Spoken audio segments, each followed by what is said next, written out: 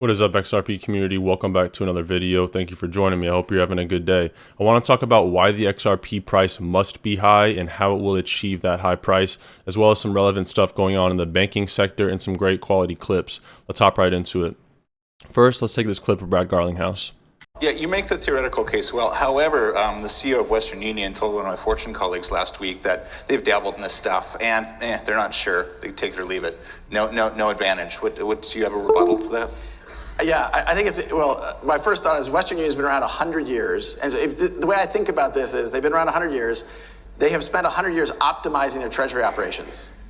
In 6 months, we launched a product and made it as efficient as what they have optimized for 100 years.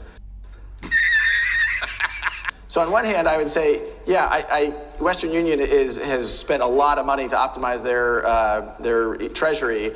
I think if on V1, actually kind of V.9, because they were using a beta pilot on this, for us to match what they have optimized, and they spend a lot of money. In 6 months, we launched a product and made it as efficient as what they have optimized for 100 years. Let that sink in. I say XRP and Ripple will not be denied. Just like CEO Brad Garlinghouse has said many times, 99% of cryptocurrencies today will not make it in the long run. Just like in the internet boom, there was a lot of companies. People thought Ask.com and Yahoo were the winners. Those companies aren't nearly as successful as Microsoft, Apple, etc. So my point being is that the only cryptos that will survive are the ones that have value proposition, and XRP is the definition of a value proposition. It solves a business problem, and in business, when you solve problems, you make money. A reminder, guys, a lesson of karma and not talking about your crypto. A 20-year-old crypto investor has been accused of defrauding investors out of $29 million. He was reportedly captured, this word, and held for money until his family members paid a hefty sum. Just a reminder, they say talk about crypto, but don't talk about your crypto. It never will benefit you to let people know about your cryptocurrency and how much you have specifically. So I just wanted to give you another reminder on that. Check this out right here, okay? This is a shot as crypto at a whole. This is the Coinbase legal advisor speaking. This is a fight for all of crypto. If responsible actors with serious AML and KYC programs, publicly listed, that are filing petitions for rulemaking and attempting to engage with the government, can be treated in this fashion, nobody else is safe either. And I think it's important to understand that this is not just a shot at Coinbase. This is a shot at crypto as a whole. And so we will certainly do our part to defend against what we think is massive overreach on the part of the commission. I say now that Coinbase is under attack, they want to brand their lawsuit as a shot against crypto as a whole, which is not too far-fetched. It's not a good thing for Coinbase to get attacked. They're a very legitimate exchange. I say, where was this energy when the same thing happened to XRP? It's very convenient now for Coinbase to come out and say, oh, this is against all of crypto. But where were they when that was happening with Ripple? All they did is delist Ripple. Yes, they filed an amicus brief, but I just think it's hypocritical, and it goes to show that at the end of the day, everyone is looking in their best interest. If you guys need a spot to get assets, digital assets, Uphold is what I recommend. It's sleek, it's simple, it's secure, and it's where I dollar cost average and buy my XRP every single day. And as you can see right here, they have a special offer right now.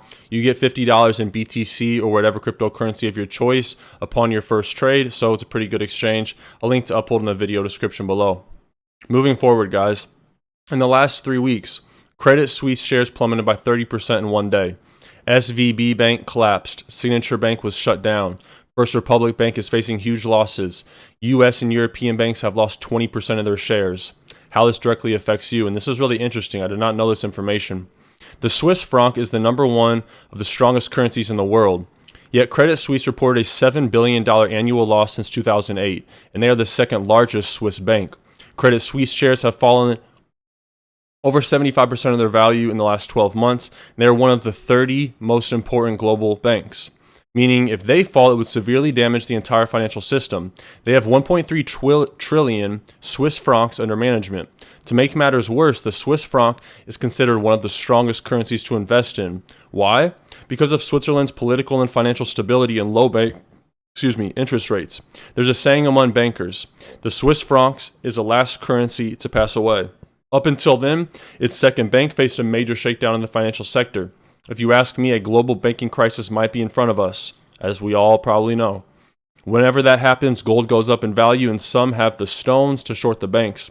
If I was just getting started in this business, I wouldn't get into debt loans anytime soon. As we all know, cash is king.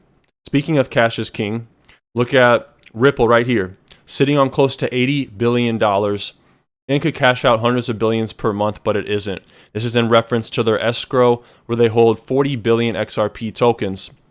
Berkshire Hathaway, currently sitting on 147 billion in cash. This is Warren Buffett, super successful investor, holding 150 billion in cash. Why?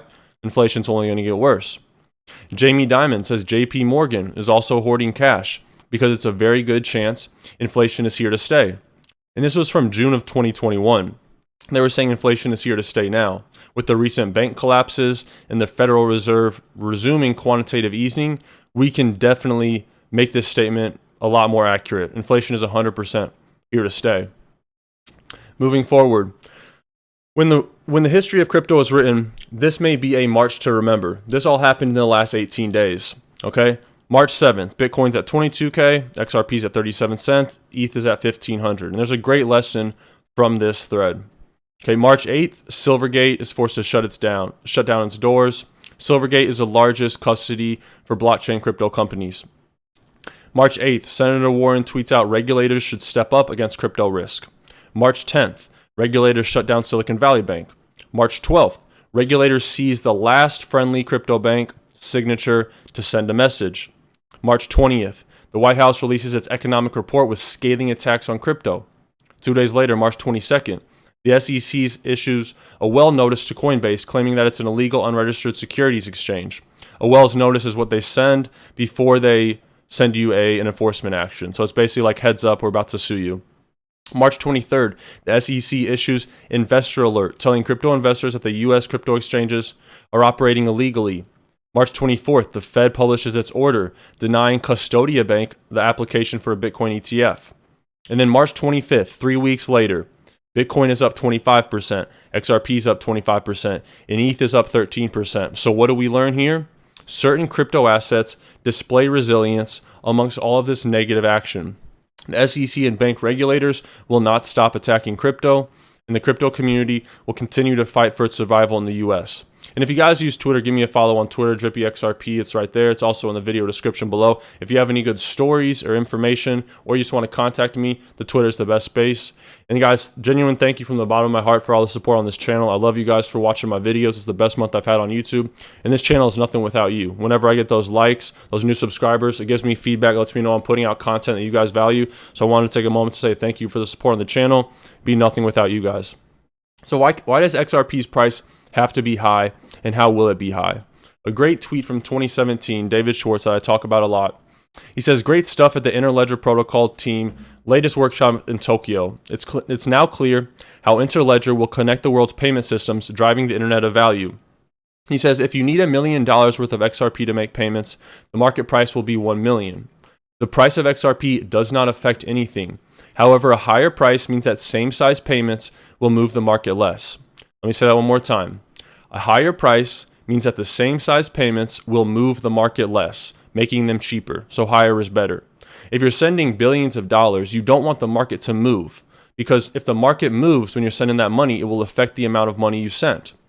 He concludes, and keep in mind, this is the chief technology officer of Ripple. He says it can't be dirt cheap. That doesn't make any sense. If XRP cost $1, they would need 1 million XRP, which would cost $1 million. If XRP cost $1 million, they would need 1 XRP, which again would cost $1 million. Now, I'm not saying XRP is going to $1 million, but it gives you the argument for why the price must be high, and I'm about to outline the scenario of where this adoption could come from. He concludes with saying, except that higher prices make payments cheaper. Right now, you can buy $1 million house with Bitcoin. When Bitcoins were $300, it would move the market too much and be too expensive to be practical. So higher prices make payments cheaper. Now, where does XRP get this adoption? I bring you to this conference called Bretton Woods at 75, and it celebrated the International Monetary Fund and World Bank turning 75 years old. The focus of this conference And this is from 2016, 7 years ago. So if you think about the current financial system, how the dollar is going to zero, how Saudi Arabia is accepting other currencies, and they only used to take the dollar for petroleum. Now they're accepting other currencies, not just for oil, but for all trade. Russia is doing record amounts of numbers with China. They're now buying primarily Chinese automobiles instead of Western automobiles. It's clear that the dollar is on its way out. If you can't see that, I can't show you that. But this conference 7 years ago was a focus on just exactly that. How the US dollar as the world reserve currency is something less optimal for the global financial system. The second message that was given throughout the discussion was that there is a need for a more equal power structure between the major currencies. They talk about the Keynes-Trifflin plan, which I believe is the future of the global financial system, and it has an aspect of it that is perfectly suited for something like XRP. So the Keynes-Trifflin plan was an alternative set of proposals for the international monetary institutions proposed by John Keynes at the Bretton Woods negotiations in 1944. The Keynes plan would have involved the creation of an international monetary unit, XRP, called the Bancor. This plan was rejected, and we've had the US dollar as the world reserve currency, but it's clear that the global financial landscape is changing. And I believe this plan that they talked about 7 years ago, that they also talked about in 1944, will be the plan that they go with. This is not a new plan. This is something they have been speculating about for a long time. So what was the Bancor? The Bancor was a supranational currency, meaning it doesn't belong to one nation. It's like an international currency for global trade. This newly created supranational currency would be used in international trade within a multilateral clearing system. The International Clearing Union would also have to be founded. So we would now have an international currency, and there would be an international central bank. Okay. In this conference, they also talk about the International Monetary Fund having a clear desire to be the next future central bank. And they say, quote, "You could imagine the International Monetary Fund could centralize reserve sharing agreements by administering a global reserve facility, i.e. a global central bank. At the IMF, perhaps by building on existing drawing rights. The IMF could try to multilateralize the decentralized parts and largely discretionary network of bilateral swap lines, either by acting as a central clearinghouse and absorbing some of the counterparty risk, or by offering itself its own short-term swap facility." So right now we have all these different central banks worldwide, all doing trade with each other individually, just two parties. The future is a globalized central bank with a new supranational currency, and something like XRP, which their mission for the past 15, 12 years has been to create the internet of value. And they're going to do that by creating more efficient cross-border payments through their on-demand liquidity product that utilizes XRP. So I bring you this document just to show you a plan that they have been talking about for 80 years now that was denied in 1944, but they were talking about it again in 2016, that perfectly outlines a situation where XRP could be this massive $1,000 valuation. We know why it can't be cheap, and the only way it gets to this high price point is with massive amount of volume, and I think this plan is what's going to do that. If you guys are still watching the video, comment Keynes-Trifflin plan in the comment section below so I know you made it to the end of the video. That supports the channel the best way. I love you guys. Thanks again for all the support on the channel. I hope you have a great evening and a great start to your week tomorrow. God bless you guys. Take care of yourselves. Take care of your families. Until next time.